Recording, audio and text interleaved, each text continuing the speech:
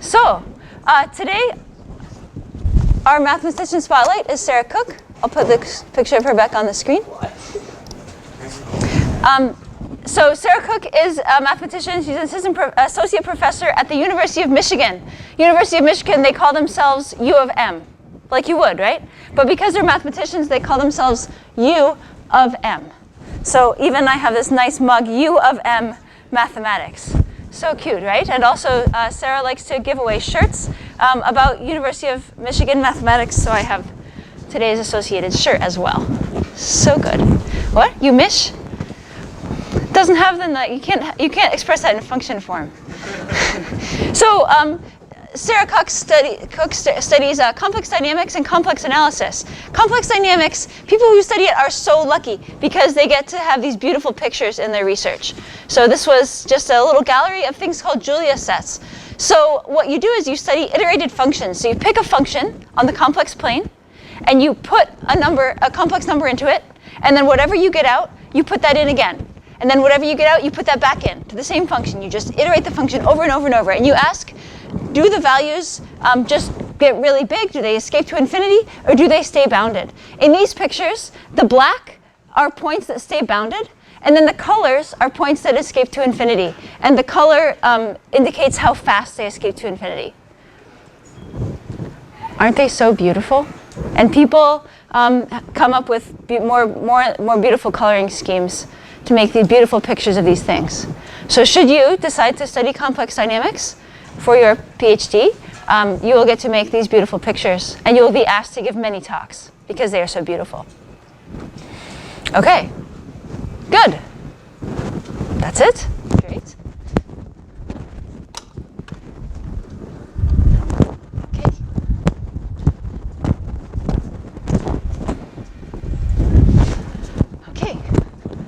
So, last time we did two things. The first thing we did was we talked about linearization in more than just tangent planes, higher dimensions, and we also talked about partial derivatives. So last time,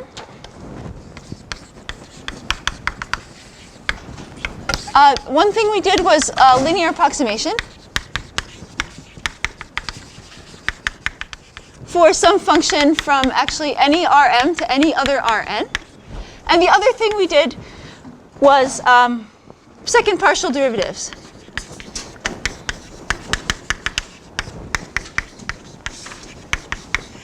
So what we'll do today is we'll do a bit of each of these to sort of remind you what it's about and push it a little bit further. And then the next thing we'll do, the new thing we'll do today is the chain rule. So the multivariable chain rule. Okay, so the first thing I'd like to do today is talk about what second partial derivatives and even first partial derivatives mean geometrically. So now you know how to compute them. You've practiced in your homework computing partial derivatives. I believe that you can do it. But what do they mean? So on your sheet, and I'll also draw it on the board, there's a bunch of level curves for a function. So you can see the function, I've labeled the levels. It sort of goes up as you go from left to right. And there's sort of a mountain on the right. And I want you to say at each point, so I picked some special points, P, Q, and R, that I care about, or whatever. And I want you to say whether the partial derivatives, first and second partial derivatives at those points are positive, negative, or 0. And I've added a little indication of what those things mean geometrically. So if you could, please think about these and try to figure out if they're positive, negative, or 0, and talk to your neighbor. Go.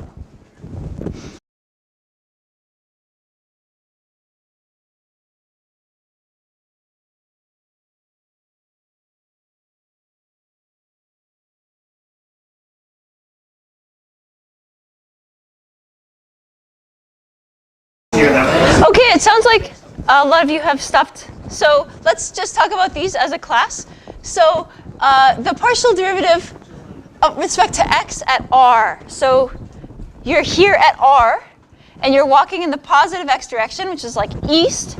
And you wonder, is your function value increasing, decreasing, or staying the same? What do you think? Increasing, yeah, because you came from -1, now you're at 2, you're going to 3. So it's increasing, you're climbing up the hill. Yeah, so this guy should be positive. Yeah. While we're at it, let's do partial with respect to y at r. So if you're standing at r and you walk in the north direction, How is your function value changing? It's 0, yeah, why is it 0? Because the gradients are changing when you're going in that direction. Yeah, the slope isn't changing when you're going in this direction. Your elevation is 2 the entire time. You're sitting right on the level curve. So you're just staying at the same height 2 the whole time. So the slope is 0. So this guy is equal to 0. Nice. Okay, and now let's talk about the derivative with respect to partial derivative with respect to y at p. So here's p. If you were walking north at p, what do you think? Is it going increasing, decreasing, or staying the same? Decreasing, yeah, because your elevation was 0, now it's -1, soon it will be -2. So it's decreasing. Okay, now how about fxx at p? We have a ninja in the room. Goodbye, ninja. Okay, so fxx at p. So first of all, let's talk about, like, if you're at p and you're walking east, what is fx? Is it positive? Wait, what? We're at q? Let's it's okay. We'll do q in just a second. So fxx at p. So we want to know, first of all, is fx positive, negative, or 0 at p? It's positive, yeah, because your function value is increasing, okay? And then we know that at p, our slope is positive, and we want to know, is the slope sort of increasing, or is it sort of decreasing, or is it sort of staying the same at p?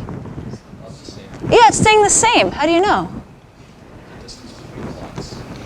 Yeah, the distance between the lines is constant. That was the idea here, that the distance between these lines is constant, so you're at a constant slope. So at p, it's just sort of, it's sort of like a flat plane, not a horizontal plane, but a flat slope there. So if you're walking up the mountain, you're walking up, but it's not getting steeper or less steep, it's staying the same.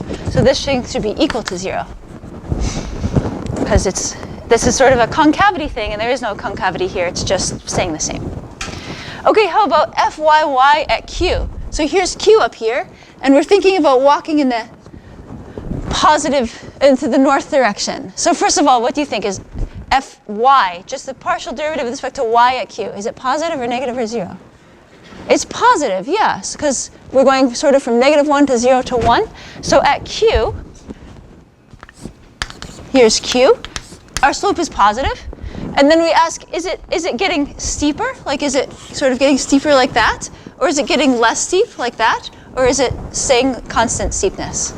What do you think? What? It's becoming steeper, yeah. How do you know? Yeah, the lines are getting closer together. It's becoming steeper. So before you were at q, it was less steep, and now after q, it's going to get more steep. So it's concave up. You might remember from single variable calculus that when the second derivative is positive when something is concave up. So this guy is positive. So the second derivative with respect to the same variable is like a concavity measure. If it's positive, the thing is concave up. If it's negative, the thing is concave down. If it's 0, the thing is a straight line, infinitesimally at that point. Okay. Now let's talk about fxy. So this says, okay, first of all, we're talking about r here. First of all, if you're walking in the x direction, is your slope positive, negative, or 0? It's positive. Yeah, we did that one before. It's positive. So as you're walking along at r, your slope is positive. And then this says, like, take fx, okay, that's some positive number, and now move it in the positive y direction. So take your path, and instead of walking here, walk just a little bit to the north. Will your path get steeper or less steep? It will get steeper, yeah. So you take a positive slope, and you make it more positive, more steep. So this guy should be positive because your slope is actually increasing if you take your eastbound path and move it north. So these partial derivative with respect to the same thing, fxx and fxy are sort of concavity, and fxy is sort of like a measure of twist to the surface. Yeah, question? Last class we talked about how it doesn't matter in order that we do the partials. That's right. Can you talk about, like, geometrically on that picture what fy(x) will look like in R? So yeah, so we just computed fxy, and we said last time that fxy equals fyx if the function is nice, and so fyx. So okay, so now we want to know. Okay, the partial derivative with respect to y at r is 0. We talked about that before, but it's because you're going along the level curve. Now you want to take fy and move it in the positive x direction, so a little bit over there. If we move our path a little bit over here, will it be going up or going down? I think we're going up, yeah, because we're going from like a 3 to a 4 type of deal.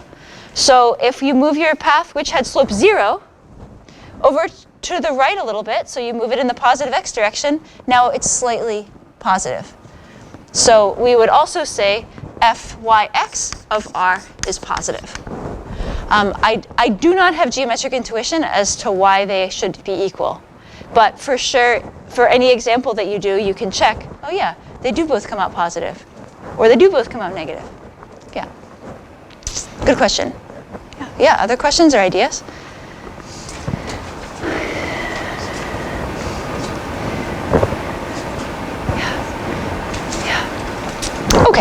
Okay. The next thing that we talked about last time is linear approximation.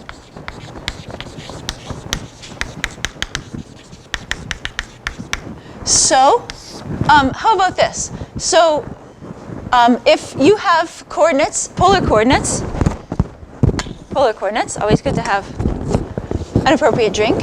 So if you have r comma theta is 2 comma pi over 3, so your radius is 2 and your angle is pi over 3, can you please find x and y? And then after you're done with that, if the r theta you have is 2.1 comma pi over 3 minus 0.1, can you please find x and y for that? This is your quest.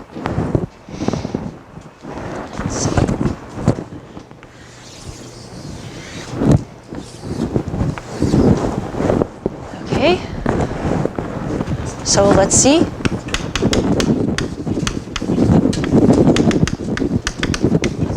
So I would see there are maybe two ways to do this. One way is to draw a picture. Here's a circle with a radius of 2, and we want to have an angle of pi over 3. Pi over 3 is a third of pi, so it's like 60 degrees. So here it is, pi over 3. And our radius is 2.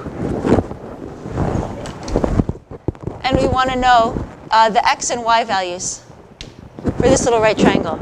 So it's a 30, 60, 90 triangle. So the little leg is half the hypotenuse, so it's 1. So it's like x, 2x, and x root 3. So this guy is root 3. But maybe you could also do it this way. X is r cos theta, so it would be 2 times cosine of pi over 3. Yeah? Cosine of pi over 3, do you remember what it is? It's 1/2, yeah, you could pull it right out of this triangle too. So it's 2 times 1/2, which is 1, nice. And then this guy is 2 sine pi over 3, sine pi over 3, root 3 over 2, again you can pull it out of this triangle. So 2 times root 3 over 2 is root 3. So either way, we would get that x comma y is 1 comma root 3. Great, great. Okay, how about this one? X comma y is 2.1 comma pi over 3 minus 0.1. I don't know. I mean, we could try to estimate. Like we could put it on this picture. Pi over 3 minus 0.1 is a little bit less than pi over 3. So our angle should be a little bit smaller. And then 2.1 is a little bit more than 2. So we should go a little bit outside our circle. So our point is like maybe there. No? Ish? Okay. I'm getting the evil stare. Okay, about this approximation. But maybe, so what I would like to take away from this is that I would expect that maybe x is a little bit more than 1. So it's like going to be 1 plus something. Who knows? Something more than 1. And then maybe the y is like about the same as root 3, actually. I'm not really sure. So maybe about the same as root 3. Okay, so I suppose that that's what I will get. But I don't have a way of doing it right now. Oh, wait. We have linear approximation. So the idea of linear approximation is if you want to approximate something, you want to find a function that gets you what you want that has a nearby easy point. So in your homework, by the way, I got an email, someone asking me, you have to do something like 0.97 squared times 1.01. You have to do something like that. And they just say, do a linear approximation, find a value. You have to figure out what function to use to model this thing and a nearby easy point. You have to figure it out. I think you can do it. Has anyone done this problem yet? Yeah, from the web work, yeah. No? Anyone? It's not due till Monday. Right, okay. So we'll do a linear approximation to do this. Okay, so we have to make up an appropriate function. So let's have our function, f of r theta. It's going to be a function from r2 to r2 that takes things in polar coordinates and turns them into things in rectangular coordinates. So it's going to be x of r and theta, y of r and theta. So this is like your f1 and your f2. And x as a function of r and theta is just r cos theta. And y as a function of r of theta is r sine theta. Okay, so that's the function that will take us to where we want to go. And the point that we'll use is 2 comma pi over 3. Okay, so in order to do our linear approximation, we're going to need our df matrix. So it's the derivative of the first function with respect to the first variable. So dx, partial of x with respect to r. Then the first function with the second variable, partial of x with respect to theta. And then second function with each of the variables. Okay, so can you do this thing? So take the partial of this function with respect to r. Cosine of theta, nice. And with respect to theta, negative r sine theta. Very nice. Yeah, just treat one as a constant when you do the other one. This guy with respect to r, sine, what is it? Sine theta, right? Yeah, sine theta, good. And this guy with respect to theta, r cosine theta. Okay, so there's our df matrix. And so our linearization as a function of what we're putting in is going to be our function at our point plus df evaluated at our point times how far you are away. And now we need to have a vector way of referring to r comma theta. So let's call it vector r is r comma theta. So L of vector r, which is r comma theta, is f of our point plus this times vector r minus a. Okay, so let's plug in. Let's see. First, we have f of a, and our point a will be 2 comma pi over 3. So if you plug 2 comma pi over 3 into this equation, what do you get?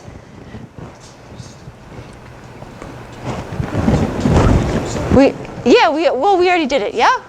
We already did it. So it's 1 comma root 3. So, yep.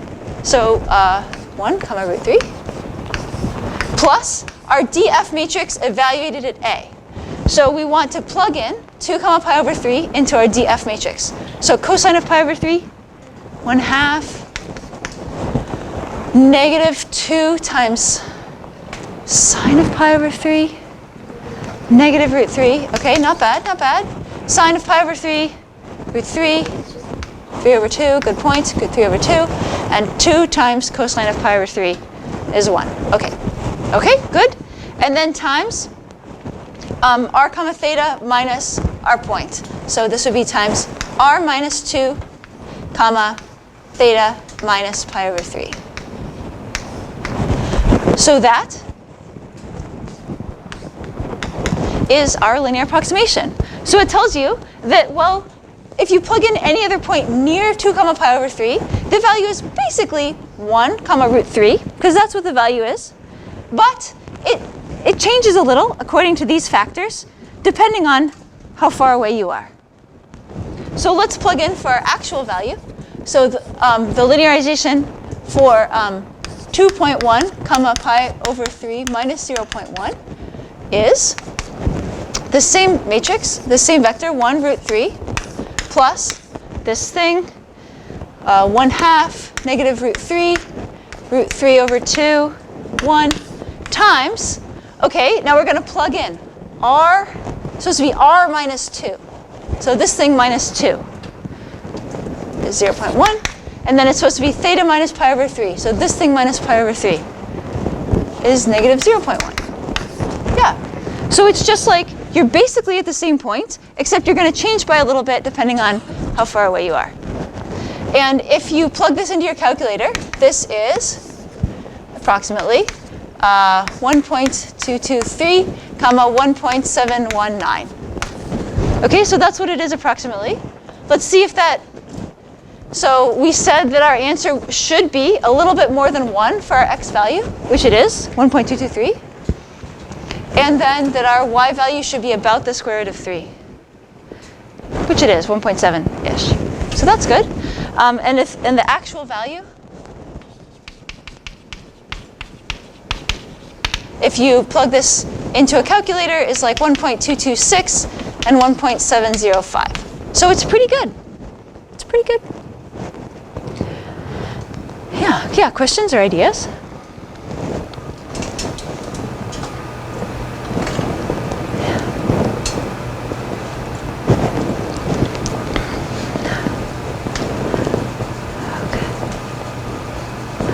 Okay. Oh yeah. Yeah. Also, technically, just plugged in numbers in a calculator from the beginning to start with. Like I'm just like not seeing how a linear approximation like made our lives easier. Oh yeah. How does it make our lives easier? Because after all, we could have just plugged this thing into the calculator from the very beginning. Well, this matrix, you could probably have done this by hand actually. Do you know what the square root of 3 is approximately? 1.7, right? 1.7 something. Plus 1/2, which is 0.5. Negative 1.7. Root 3 over 2 would be like plus root 3 over 2. 0.85, 1 times 0.1, negative 0.1. And you could just multiply this out. Like we can do it right now. So we can do 1.7 plus 0.05 plus 0.17, and then 0.085 minus 0.1. We can just compute that. Something's coming out. Oh no, we're okay. Phew, we're okay. Yeah, 1.22 and 1.685? 1.685. Okay. So my value of root 3 was not close enough. But if I put a few more decimal, like we did this with chalk. Like we didn't have to ever use a calculator, and we got this value, which is pretty close to the value from the calculator. So that's the benefit, is that you can just do it all by hand without ever using a calculator. If you use a nearby reference value like this, which you can get, whose value you can compute. Cool, right? Like actually pretty cool. Yeah, good question. Yeah. Okay. Okay. So our new topic of today is how to differentiate functions of functions. So in all these things, we have just been given a function and we differentiated it. But what if your function is a function of other functions?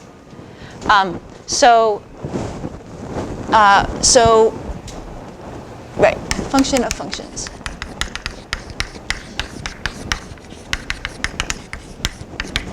So, if back in single variable calculus, or even with partial derivatives, if you want to take the derivative with respect to x of some function f, which is a function of g, the way you do that is you say, well, let me take the derivative of the outside function, and then I take it of the inside function times the derivative of the inside function. Yeah? Okay. And this is a nice way of doing it when you're actually doing the computation. Another alternative notation for it is Liveness notation, where you say, okay, this is the derivative of f with respect to its variable, which is g, times the derivative of g with respect to its variable, which is x. The nice thing about this notation is that it's very suggestive of canceling fractions. So like the g's cancel out. That's the idea. And you get df dx. So that's the idea. So that's why this notation is nice. We're going to use trees. So I want to tell you what the tree structure would be for this. So it's like a tree of dependence. F depends on G. F depends on G. And G depends on X. So we take the way that F varies as a function of G first, and then we multiply it by the way that G varies as a function of X. That's the idea. Yeah? Okay. So now we're going to push this up to higher dimensions. Okay. Okay.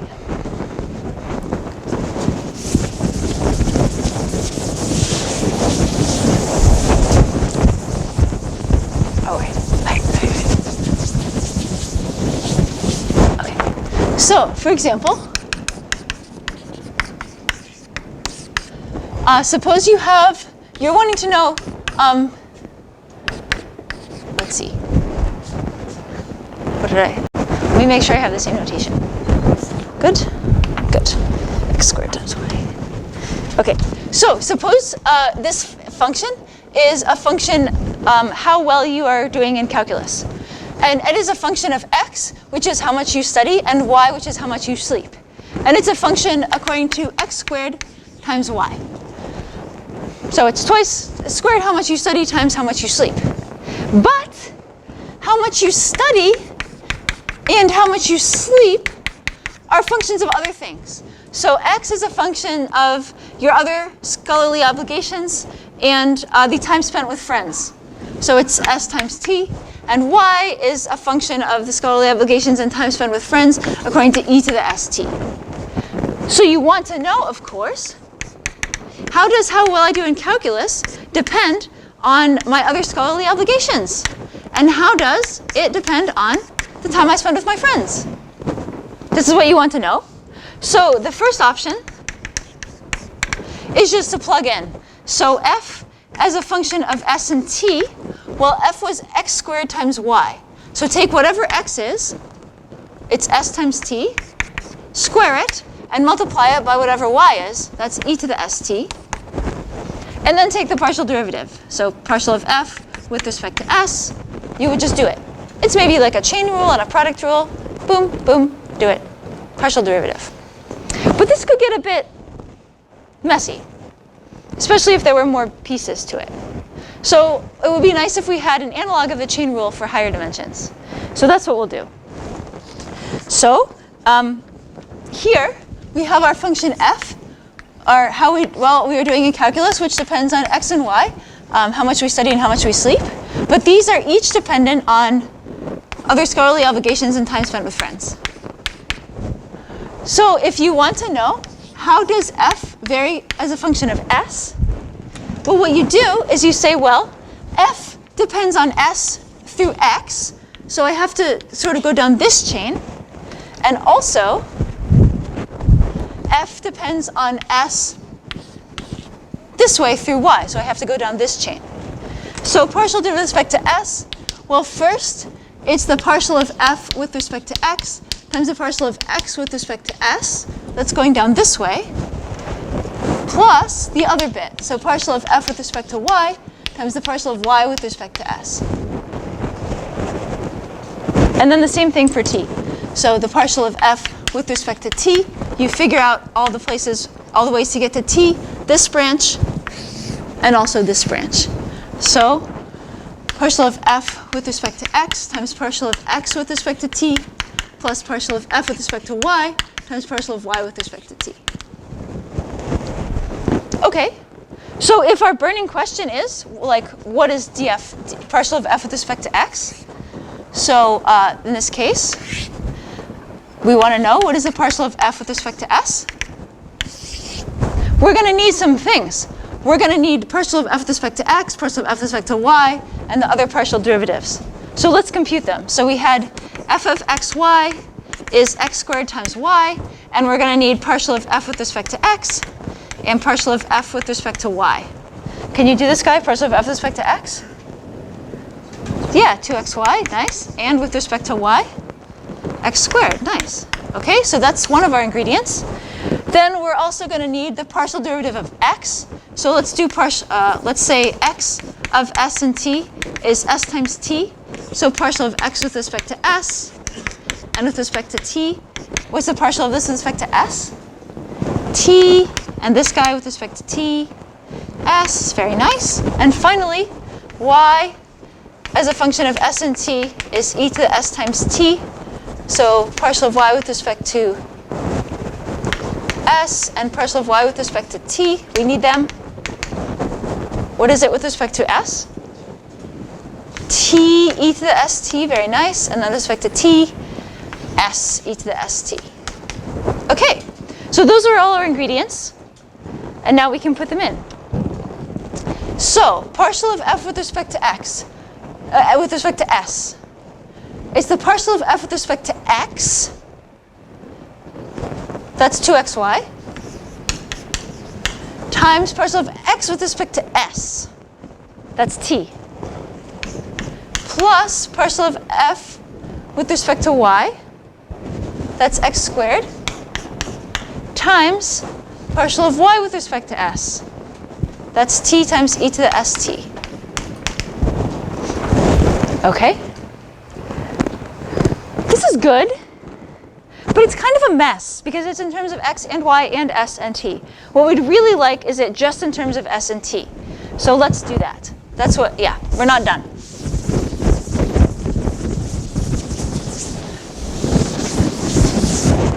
So this bit here is not quite done yet.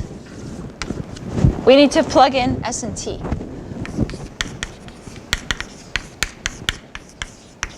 X and y. So actually the partial of f with respect to s is 2 times x, whatever it is, it's s times t, times y, whatever it is, it's e to the st, plus, times t, plus x squared, whatever x is s times t, so we'll square that, times t times e to the st. Okay, good. And if you wanted to do the partial of f with respect to t, you'd do the same thing. So actually, it's not different from multiplying out and getting this whole equation here and applying the chain rule and the product rule. You would actually do all the same steps, but this is often more systematic and easier to avoid making errors. So that's one reason to do it this way. Yeah, questions or ideas?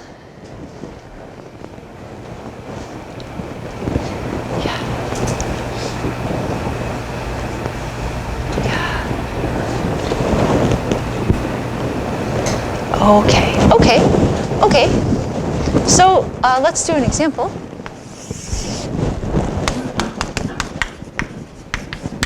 So I like to put in things that may be relevant to your lives. So I'll use the arboretum. If you have other examples you'd like, other things like economics or physics or something you'd like me to put in, I will do them. But until then, arboretum. So suppose you have a rectangular plot of moss at the arboretum. And we went out and measured it this morning. It was 4 meters wide and 5 meters long. It's quite a serious bit of moss. And someone has been watching it for the last couple of days, and they figured out that actually the length was increasing at 1 meter per month, and the width, sadly, was decreasing at 1/2 meter per month. And the question is, at what rate is the area changing of this moss bit? So we want the first thing to do is to write down what we want and what we know. So what we want in terms of variables is what rate is the area changing? So the way the area is changing with respect to time. And maybe we should draw a bit of a picture here. So the area depends on, well, the length and width of the thing. So the area depends on the length and width, and the length and the width both depend on time. So if you're taking the derivative of area with respect to time, actually all the way down here there's only one variable. So this is going to be total derivative dA dt, not a partial derivative. Okay, so it's just the rate at which area is changing. Good. And what do we know? Let's see, we have that something is 4 and something is 5. I guess width is 4 and length is 5. And then we have this plus 1. How would you express that in terms of a rate of change? Yeah, dw over dt, the rate at which the width is changing is negative half. Yeah, okay, negative a half, good. And then length dt is plus 1. Yeah, nice. Okay, and these are, again, total derivative because the length and the width only depend on one thing. Okay, so let's put this in and see what we can get.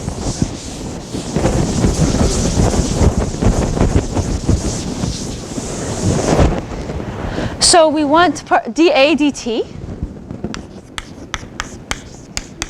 And it depends in two ways, through L and through W. So going down the left branch of the tree, this is the partial of A with respect to L times the derivative of L with respect to t, plus, going down the right side, partial of A with respect to W times the derivative of W with respect to t.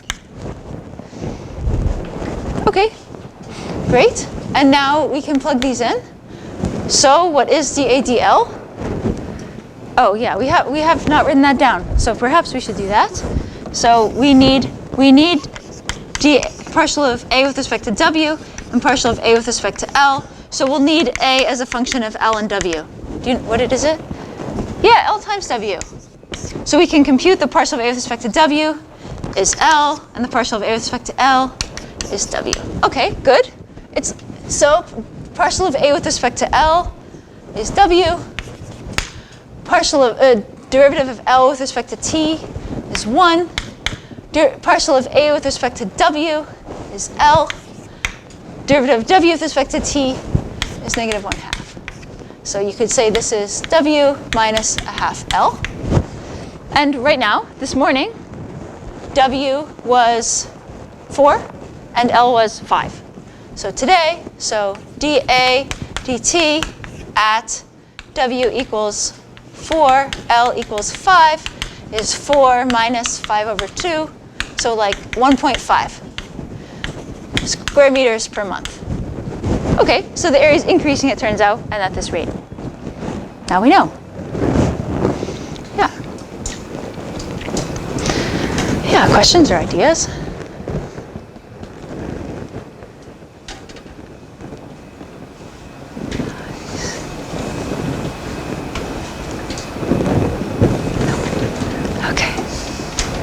It's like an auction. If you move the slightest bit, I'll get very excited and think that you have a question. I need to start throwing pentagons for questions again. I'll note to self. Okay, I'll do that. Okay, good. Okay.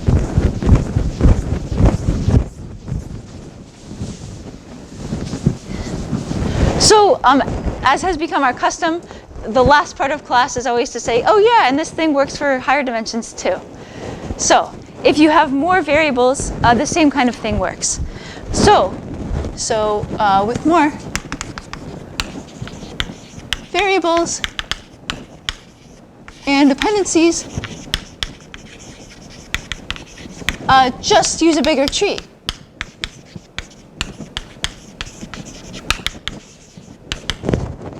So suppose you have some function g of x, y, and z. Who knows, maybe it's telling you the temperature at a given point, x, y, and z. So it's like x times y squared times z cubed. But then what x, y, and z are at depends on something. So x is a function of s and t. It's s times t as before. Y is a function of s and t. It's e to the s times t as before. But now we also have a z. Z as a function of s and t is s plus t. And then s and t maybe are their own thing. So s as a function of u and v is u plus v. And maybe t as a function of u and v is 2u minus v. So now suppose I want to know the partial of G with respect to U.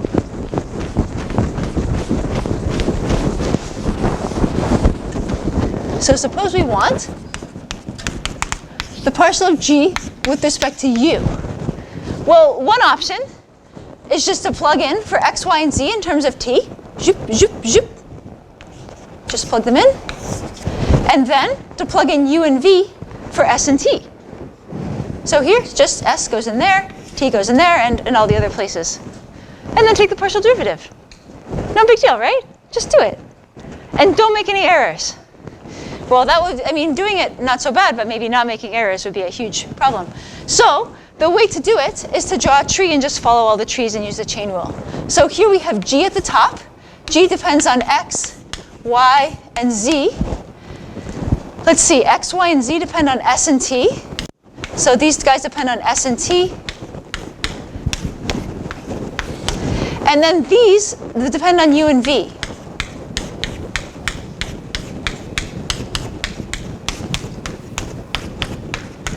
Okay, so now my burning question is, how does G depend on U? Here's my G, here's my U. Oh wait, all of these U's. So just follow all the ways that G depends on U. So first, this way, there's the first way it depends on U. Then this way, there's the second way it depends on U, and so on. For all 6, all 6 of them.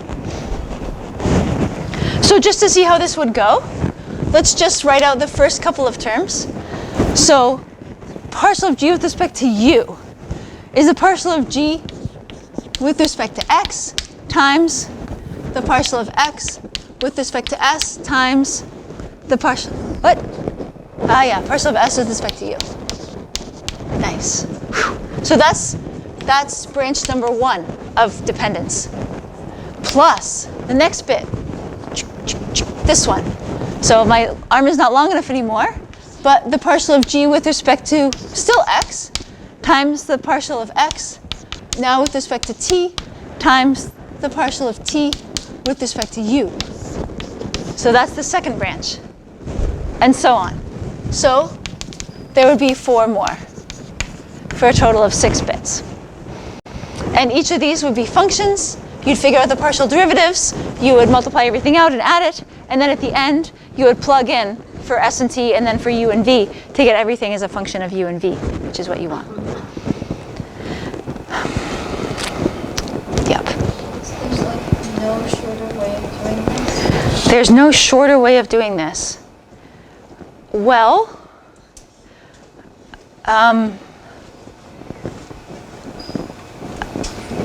here's the thing. Life is complicated. Some things depend on other things, which depend on other things. Did you ever have this happen? Like, you were like, I want to do this, but in order to do this, I also have to do the other thing. But to do the other thing, I have to do this other thing. It's like so complicated. And so mathematics tries to model the complicatedness of life. And it's just intrinsically complicated. If you just found, oh, by the way, G is just equal to U and we're done, then it would be done. But unfortunately, G depends on these things, G depends on these things. Life is a mess. But at least math gives us a way of modeling it and then computing the things we want to know. This was a philosophical lesson of the day. Yeah, that's right. Yeah, other questions?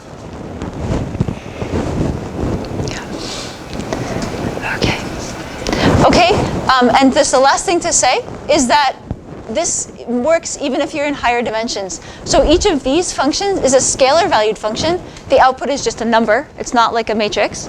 But if your functions were not scalar valued, if they were vector valued, if their output was something else, each of these things, you could still compute them, but they would be matrices instead of scalars. So you could write out the same kind of thing, but with the D, like instead of having like a DF type thing, it would be placed with a big DF, like a matrix type thing. And everything would still work out the same way. Yeah. Okay, thanks everyone.